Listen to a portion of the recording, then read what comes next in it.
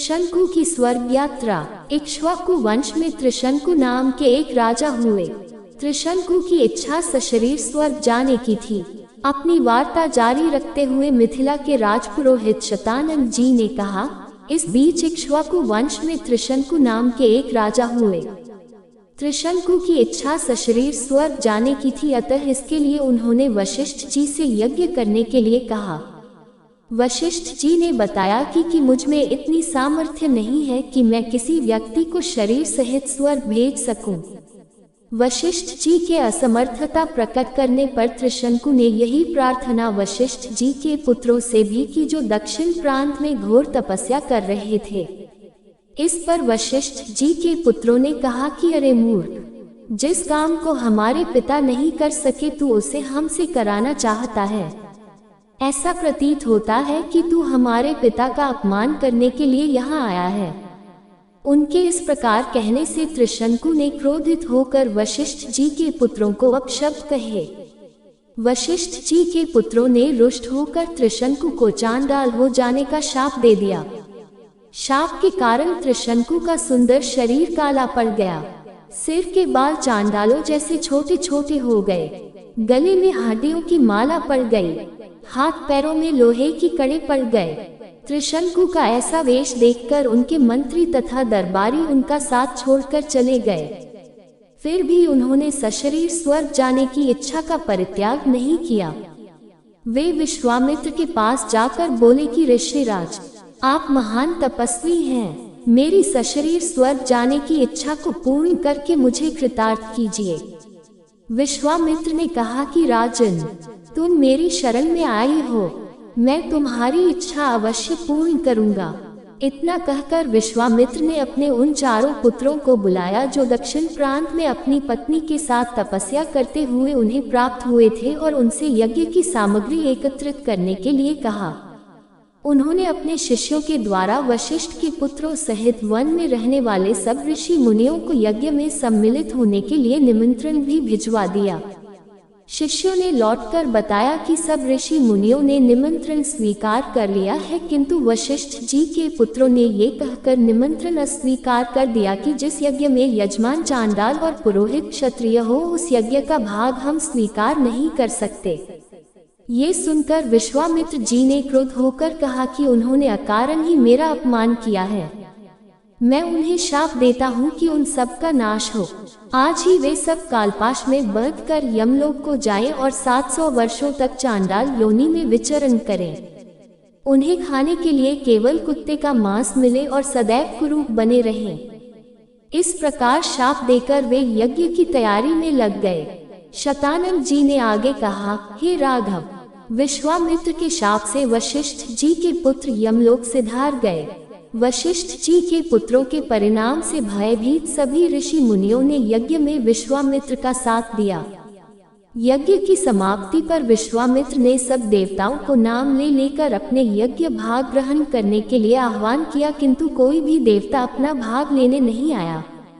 इस पर क्रोध होकर विश्वामित्र ने अर्घ्य हाथ में लेकर कहा कि हे त्रिशंकु, मैं तुझे अपनी तपस्या के बल से स्वर्ग भेजता हूँ। इतना कहकर विश्वामित्र ने मंत्र पढ़ते हुए आकाश में जल छिड़का और राजा त्रिशंकु शरीर सहित आकाश में चढ़ते हुए स्वर्ग जा पहुँचे। त्रिशंकु को स्वर्ग में आया देख इंद्र ने क्रोध से कहा कि रे मूर्ख, तुझे तेरे गुरु ने शाप दिया है, इसलिए तू स्वर्ग में रहने योग्य नहीं है। इंद्र के ऐसा कहते ही त्रिशंकु सिर के बल पृथ्वी पर गिरने लगे और विश्वामित्र से अपनी रक्षा की प्रार्थना करने लगे। विश्वामित्र ने उन्हें वहीं ठहरने का आदेश दिया और वे अधर में ही सिर के बल लटक गए। त्रिशंकु की पीड़ा की कल्पना करके विश्वामित्र ने उसी स्थान पर अपनी तपस्या के बल से स्वर्ग की सृष्टि कर दी और नए तारे तथा दक्षिण दिशा में सप्तर्षि मंडल बना दिया। इसके बाद उन्होंने नए इंद्र की सृष्टि करने का विचार किया, जिससे इंद्र सहित सभी देवता भयभीत होकर विश्वामित्र से अनुनय विनय करने लगे। वे बोले कि हमने त्रिशंकु को केवल इसलिए लौटा दिया था कि वे गुरु के शाप के कारण स्वर्ग में नहीं रह सकते थे। इंद्र की बात सुनकर विश्वामित्र जी बोले कि मैंने इसे स्वर्ग भेजने का वचन दिया है, इसलिए मेरे द्वारा बनाया गया ये स्वर्ग मंडल हमेशा रहेगा और त्रिशंकु सदा इस नक्षत्र मंडल में अमर होकर राज्य करेगा। इससे संतुष्ट होकर इंद्रादि देवता अपने अपने स्थानों को वापस चले गए। ब्राह्मणत्व की प्राप्ति वार्ता जारी रखते हुए शतानंद जी ने कहा, हे रामचंद्र, देवताओं के चले जाने के बाद विश्वामित्र ब्राह्मणत्व प्राप्त करने के लिए पूर्व दिशा में जाकर पुनः कठोर तपस्या करने लगे। बिना अन्न जल ग्रहण किए वर्षों तक तपस्या करते करते उनकी देह सूखकर कांटा बन गई। इस तपस्या को भंग करने के लिए नाना प्रकार के विघ्न उपस्थित हुए, किंतु उन्होंने उन सब का निवारण किया और वह भी बिना क्रोध किए। तपस्या की अवधि समाप्त होने पर जब वे अन्न ग्रहण करने के लिए बैठे, ज्यों ही प्रथम ग्रास उठाया भी न था कि ब्राह्मण भिक्षुक के रूप में आकर इंद्र ने भोजन की याचना की। विश्वामित्र ने अपना भोजन उस याचक को दे दिया और स्वयं निराहार रह गए। इंद्र को भोजन दे देने के पश्चात विश्वामित्र के मन में विचार आया कि संभवत अभी मेरे भोजन ग्रहण करने का अवसर नहीं आया है, इसीलिए याचक के रूप में यह विप्र उपस्थित हो गया। मुझे अभी और तपस्या करना चाहिए। अतएव वे मौन व्रत धारण कर फिर से दीर्घकालीन तपस्या में लीन हो गए। इस बार उन्होंने प्राणायाम से श्वास रोककर महादारुण तप किया। उनके तप से प्रभावित देवताओं ने ब्रह्मा जी से निवेदन किया कि भगवान, विश्वामित्र की तपस्या अब पराकाष्ठा को पहुंच गई है। अब वे क्रोध और मोह की सीमाओं को पार कर गए हैं। अब इनके तेज से सारा संसार प्रकाशित हो उठा है। सूर्य और चंद्रमा का तेज भी इनके तेज के सामने फीका पड़ गया है। अतएव आप प्रसन्न होकर इनकी अभिलाषा पूर्ण कीजिए। देवताओं के इन वचनों को सुनकर ब्रह्मा जी उनसे देवताओं को साथ लेकर विश्वामित्र जी के पास पहुँचे और बोले कि हे विश्वामित्र, निःसंदेह तुम्हारी तपस्या प्रशंसनीय है। हम तुमसे अत्यंत प्रसन्न हैं और तुम्हें ब्राह्मण श्रेष्ठ की उपाधि प्रदान करते हैं। तुम संसार में महान यश के भागी बनोगे। ब्रह्मा जी से यह वरदान पाकर विश्वामित्र ने कहा कि हे भगवान, जब आपने मुझे यह वरदान दिया है तो मुझे ओंकार, शतकार तथा चारों वेदों का ज्ञान भी प्रदान करें। प्रभु, अपनी तपस्या को मैं तभी सफल समझूंगा जब वशिष्ठ जी मुझे ब्राह्मण और ब्रह्मर्षि स्वीकार करेंगे। विश्वामित्र की बात सुनकर समस्त देवताओं ने वशिष्ठ जी के पास जाकर उन्हें सारा वृतांत सुनाया। उनकी तपस्या की कथा सुनकर वशिष्ठ जी स्वयं विश्वामित्र के पास पहुँचे और उन्हें अपने हृदय से लगाकर बोले कि विश्वामित्र जी, आप वास्तव में ब्रह्मर्षि हैं। मैं आज से आपको ब्राह्मण स्वीकार करता हूँ। हे रघुनंदन, इतनी कठोर तपस्याओं एवं भारी संघर्ष के पश्चात विश्वामित्र जी ने यह महान पद प्राप्त किया है। ये बड़े विद्वान, धर्मात्मा, तेजस्वी एवं तपस्वी हैं। राजा जनक भी शतानंद द्वारा वर्णित विश्वामित्र जी की कथा सुन रहे थे। वे बोले, हे कौशिक, मैं आपको और इन राजकुमारों को मिथिला में पाकर कृतार्थ हो गया हूँ। अब अधिक समय व्यतीत हो चला है। भगवान भास्कर अस्ताचल की ओर जा रहे हैं।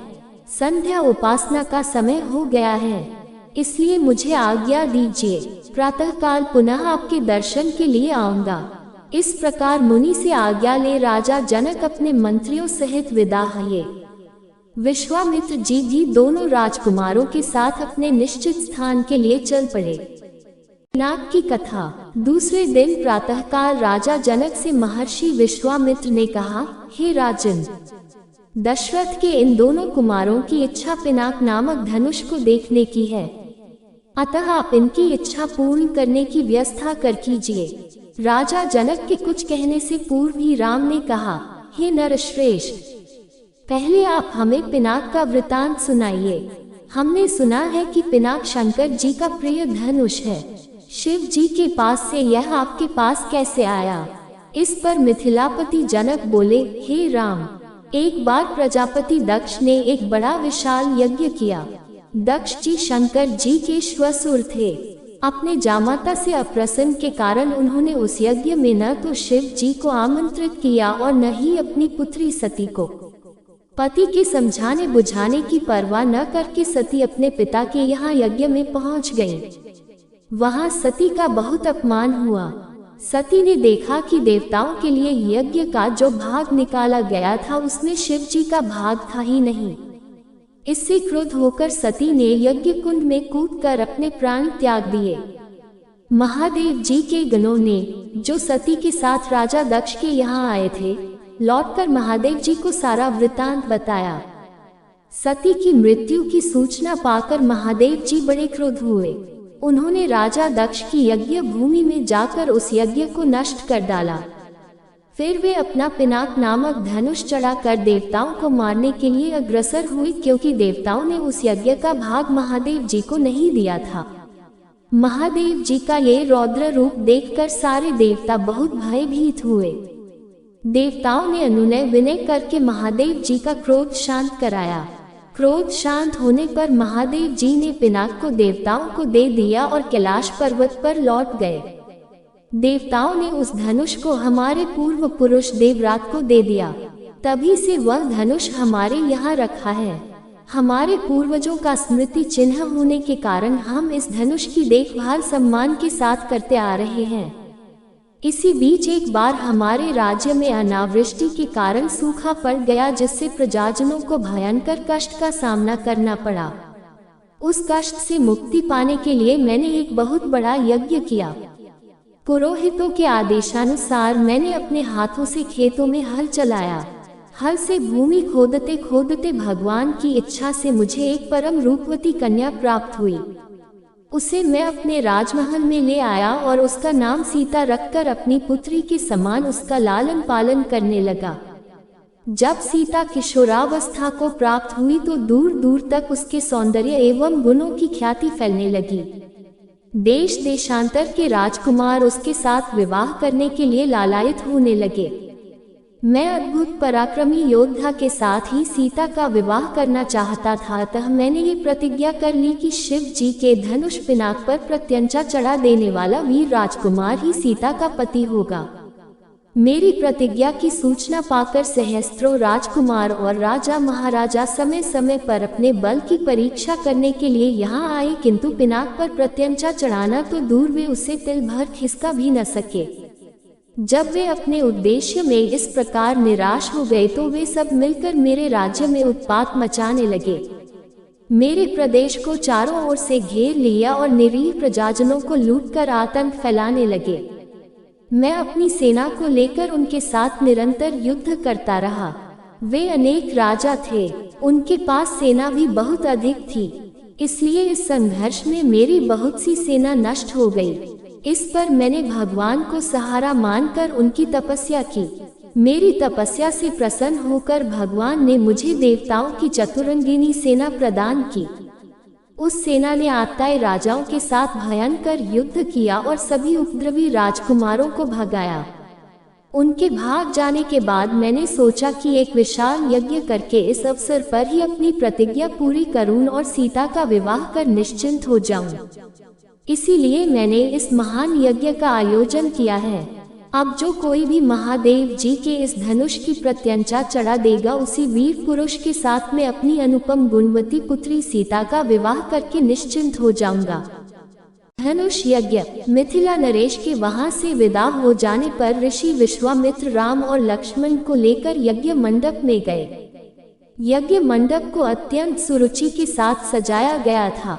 उस भव्य मंडप को देखकर लगता था मानो वह देवराज इंद्र का दरबार हो।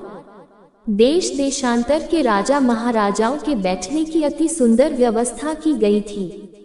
मंडप के ऊपर बहुमूल्य रत्नों से बने झालर युक्त आकर्षक वस्त्रों का वितान तना हुआ था।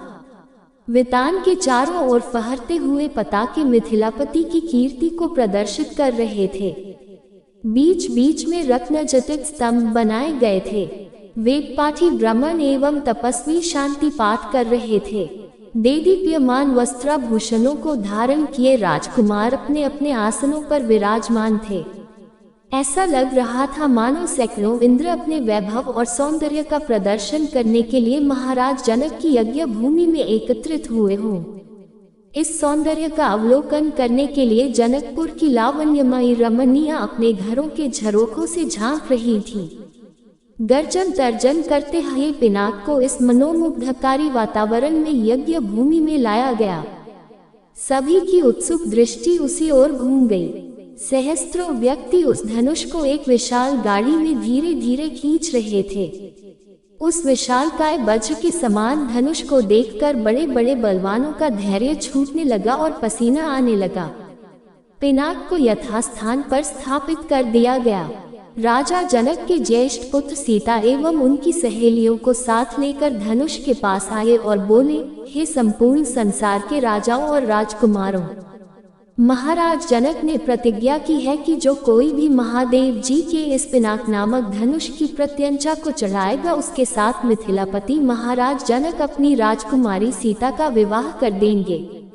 राजा जनक की इस प्रतिज्ञा को सुनकर राजा और राजकुमार बारी बारी से उस धनुष पर प्रत्यंचा चढ़ाने के लिए आए, किंतु भरपूर प्रयास करके भी उस पर प्रत्यंचा चढ़ाना तो दूर उसे हिला भी न सके। अंत में वे लज्जित हो सिर झुकाकर तथा श्रीहीन होकर इस प्रकार अपने अपने आसनों पर लौट गए जैसे कि नागराज अपनी मणि गंवाकर लौट आते हैं। इस प्रकार एक एक करके सब राजाओं और राजकुमारों को विफल मनोरथ होकर लौटता देख महाराज जनक को बहुत दुख हुआ। उन्होंने बड़ी निराशा के साथ मनभेदी स्वर में कहा, संपूर्ण संसार के विख्यात शक्तिशाली योद्धा यहाँ विद्यमान हैं, किंतु बड़े दुख की बात है कि उनमें से कोई भी पिनाक पर प्रत्यंचा नहीं चढ़ा सका। उनकी इस असफलता को देखकर ऐसा प्रतीत होता है कि पृथ्वी शूरवीर क्षत्रियों से खाली हो गई है। यदि मुझे पहले से ज्ञात होता कि अब इस संसार में वास्तव में कोई क्षत्रिय योद्धा नहीं रहा है तो मैं न तो धनुष यज्ञ का अनुष्ठान करता और न ऐसी प्रतिज्ञा करता। लगता है कि मेरी पुत्री सीता आयु पर्यंत कुंवारी रहेगी। परमात्मा ने उसके भाग्य में विवाह लिखा ही नहीं है। महाराज जनक की यह बात सुनकर उन सभी राजाओं और राजकुमारों ने, जो अपनी असफलता से पहले ही लज्जित हो रहे थे, शुद्ध मन से दृष्टि नीचे झुका लिया। राजा जनक के द्वारा की गई इस भर्त्सना का उनके पास कोई उत्तर न था, परंतु अयोध्या के छोटे राजकुमार लक्ष्मण को मिथिलापति द्वारा समस्त क्षत्रियों पर लगाया गया लांछन सहन नहीं हुआ। कुपित होकर उन्होंने अपनी भरिकुटी चढ़ा ली और तीखे शब्दों में बोले, हे मिथिला के स्वामी राजा जनक, आपके ये शब्द सर्वथा अनुचित और सूर्यकुल तथा रघुवंश का अपमान करने वाले हैं। आश्चर्य है कि आपने ऐसे अपमानजनक शब्द कहने का साहस कैसे किया। जहाँ प्रतापी सूर्यकुल का साधारण व्यक्ति विद्यमान हो वहाँ भी कोई इस प्रकार तिरस्कार भरे शब्द कहने से पूर्व अनेक बार उस पर विचार करता है। फिर यहाँ तो सूर्यकुल के मणि श्री रामचंद्र साक्षात विराजमान हैं। आप शिव के इस पुराने पिनाक की इतनी गरिमा सिद्ध करना चाहते हैं। मैं बिना किसी अभिमान के कह सकता हूँ कि इस पुराने धनुष की तो बात ही क्या है। यदि मैं चाहूँ तो अपनी भुजाओं के बल से इस धनुष के स्वामी महादेव सहित संपूर्ण सुमेरु पर्वत को हिलाकर रख दूं। इस विशाल पृथ्वी को अभी इसी समय रसातल में पहुंचा दूं। ऐसा कहते हुए लक्ष्मण के नेत्र क्रोध से लाल हो गए, उनकी भुजाएं फड़कने लगी और उनका संपूर्ण शरीर क्रोध की ज्वाला के कारण थर थर कांपने लगा। राम द्वारा धनुष भंग। लक्ष्मण को अत्यंत क्रोध एवं आवेश में देखकर राम ने संकेत से उन्हें अपने स्थान पर बैठ जाने का निर्देश दिया और गुरु विश्वामित्र की ओर देखने लगे, मानो पूछ रहे हों कि वर्तमान परिस्थिति में मुझे क्या करना चाहिए। विश्वामित्र ने कहा, वत्स, लक्ष्मण ने सूर्यकुल की जिस मर्यादा एवं गौरव वर्णन किया है वह सत्य है। अब तुम धनुष पर प्रत्यंचा चढ़ाकर लक्ष्मण के वचन को सिद्ध करके दिखाओ। गुरु की आज्ञा पाकर रामचंद्र मंद गति से पग बढ़ाते हुए शिव जी के धनुष के पास पहुँचे। राम को धनुष की ओर जाते देख सीता और उनकी सखियां तथा जनकपुरी के समस्त दर्शकगण अत्यंत प्रसन्न हुए, किंतु उनकी प्रसन्नता को संशय ने घेर लिया। वे सोचने लगे कि जब विश्वविख्यात शक्तिशाली राजा और राजकुमार इस शिव जी के धनुष को हिला नहीं सके तो राम जैसे सुकुमार किशोर पिनाक की प्रत्यंचा चढ़ाने में कैसे सफल हो सकेंगे। सीता भी मन ही मन परमात्मा से प्रार्थना करने लगी कि हे सर्वशक्तिमान, इन्हें इनके उद्देश्य में सफलता प्रदान करने की दया कीजिए। मेरा हृदय भी इनकी ओर आकर्षित हो गया है, अतः इसकी लाज भी आपको ही रखनी है। हे प्रभु, आप अपनी अद्भुत शक्ति से इस धनुष को इतना हल्का कर दीजिए कि यह सरलता से उनके द्वारा उठाया जा सके। धनुष के पास पहुंचकर राम ने धनुष को बीच से पकड़कर सरलता के साथ उठा लिया और खेल ही खेल में उस पर प्रत्यंचा चढ़ा दी। प्रत्यंचा चढ़ाकर ज्यों ही उन्होंने धनुष की डोर पकड़कर कान तक खींची, त्यों ही वह धनुष भयंकर शोर मचाता हुआ तड़तड़ा कर टूट गया। उस नाद से अधिकांश दर्शक मूर्छित होकर भूमि पर गिर पड़े। सिर्फ विश्वामित्र, राजा जनक, राम, लक्ष्मण आदि कुछ ही ऐसे लोग थे जिन पर इस भयंकर स्थिति का कोई प्रभाव नहीं पड़ा। कुछ काल पश्चात जब सबकी मूर्छा दूर हुई तो वे राम की सराहना करने लगे। धनुष भंग हो जाने पर राजा जनक ने विश्वामित्र से कहा, मुनिव, मेरी प्रतिज्ञा पूर्ण हुई, इसलिए अब मैं सीता का विवाह रामचंद्र के साथ करना चाहता हूँ। मुझे अपने मंत्रियों और पुरोहित को विवाह का संदेश लेकर महाराजा दशरथ के पास अयोध्या भेजने की आज्ञा दें। विश्वामित्र प्रसन्न होकर बोले, राजन, आपके ऐसा ही करना ही उचित है। अपने मंत्रियों को ये भी आदेश दे दे कि वे राजा दशरथ को संदेश दे दे कि दोनों राजकुमार कुशल पूर्वक यहाँ पहुँच गए हैं।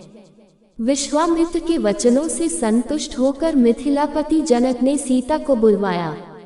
वे अपनी सखियों के साथ हाथ में वरमाला लिए मंथर गति से लजाती हुई वहां आई जहां धनुष को तोड़ने के पश्चात श्री रामचंद्र खड़े थे। सखियों ने मंगल गान प्रारंभ किया और लज्जा, संकोच एवं हर्ष के भावों से परिपूर्ण सीता जी ने धीरे से श्री राम के गले में वरमाला डाल दी।